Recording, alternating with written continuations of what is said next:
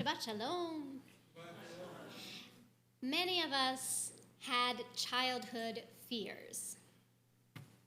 Mine were escalators, vacuum cleaners, vampires, and Oompa Loompas. Those weird little orange men that were in the Charlie and the Chocolate Factory movie with Gene Wilder. Terrifying. So when Adiv and I were dating, at some point we were getting to know each other, and what were your childhood fears? And when I told him mine, he said, your worst nightmare would be being chased by a vampire Oompa Loompa with a vacuum cleaner on an escalator? I've outgrown my childhood fears, as many of us do, but now I have adult fears. I fear losing the people I love. I fear losing the ability to work and support my family. I worry about climate change. I'm afraid of anti-Semitism. And sometimes my fears overwhelm me. I become paralyzed. What do we do with fear? There is wisdom about fear in this week's Torah portion. It's one of the most frightening moments for the children of Israel when they're trapped between the Egyptian army and the sea. Chapter 14 of the book of Exodus says, Moses said to the people, "Don't be afraid. Collect yourselves," i.e., get it together, "and see the salvation which Adonai will make for you today. Adonai will fight for you, and you will be quiet or still." Then Adonai said to Moses, "Why do you cry out to me? Tell the Israelites to get going." Rabbi Alan Liu of blessed memory, a 20th century rabbi from San Francisco, sees these verses as a set of instructions about how to overcome our fears in a spiritual way. Not just the Israelites at the sea, but a blueprint for all places, all times, all situations. So let's examine the verse a little more closely. First, Moses tells the people, "Al tira'u," do not be afraid, which is ridiculous because it's a terrifying situation and people can't tell you how to feel. You feel the way you feel. What Rabbi Liu says is that this commandment means don't let your fear take control of you. It's okay to be afraid, but don't let it take over. The Torah tells us, by the way, that Pharaoh had 600 chariots. Now let's assume that there were 2 soldiers in each chariot. That's 1,200 soldiers. How many Israelites were there? I know you know it. 600,000, right? You've heard that number? So, yes, they had weapons, they had horses, they were trained soldiers, but there are 1,200 of them and 600,000 Israelites. They can't let their fear take over. They have to stop acting like the Egyptians still have power over them.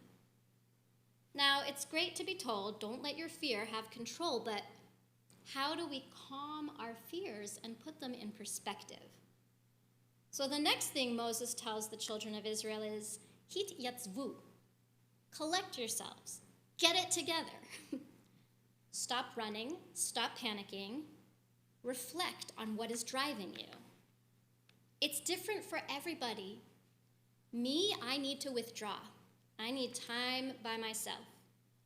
Other people I know talk to loved ones or trusted advisors. Still others like to research and speak with experts about what's frightening them.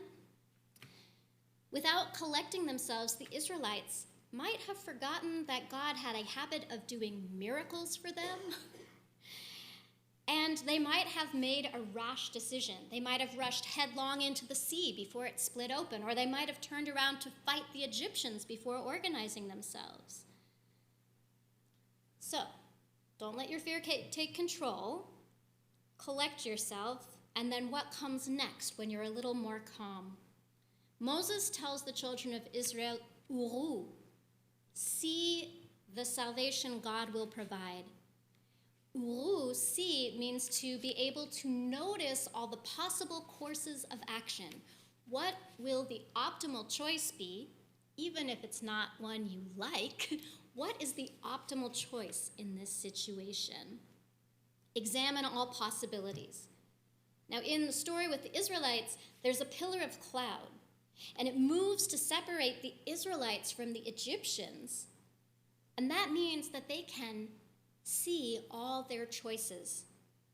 And indeed, we're told in the verses that they spent the night watching the sea gradually split open as an east wind blew it apart. And then the way forward became obvious once they stopped to look. All right, so we see our possible courses of action. Should we move forward right away? Not according to Rabbi Lu's interpretation of these verses. The next thing they're told is, Tacharishun, be quiet, be still. Just because they can see the path through the sea has opened up doesn't mean they're ready to walk it. It's pretty intimidating to walk through these two huge walls of water. They need time before stepping into that space between the walls.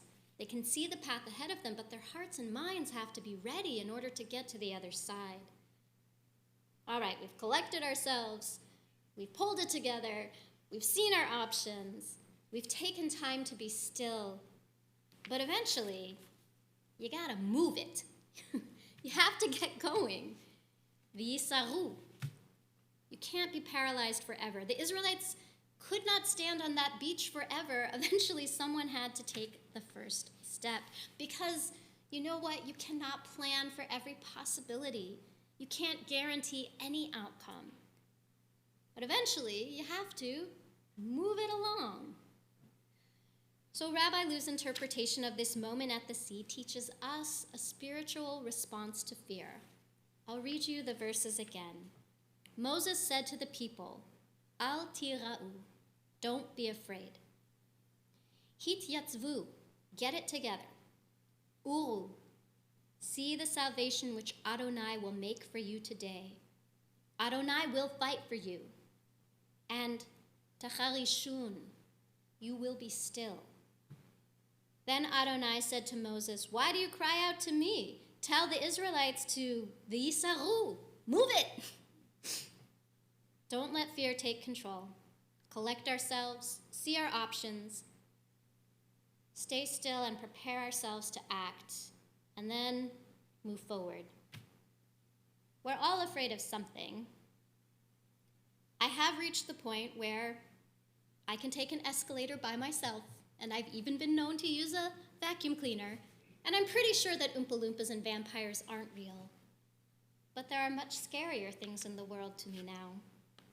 And may the blessing of this parsha be for me and for all of us a pathway to face our fear.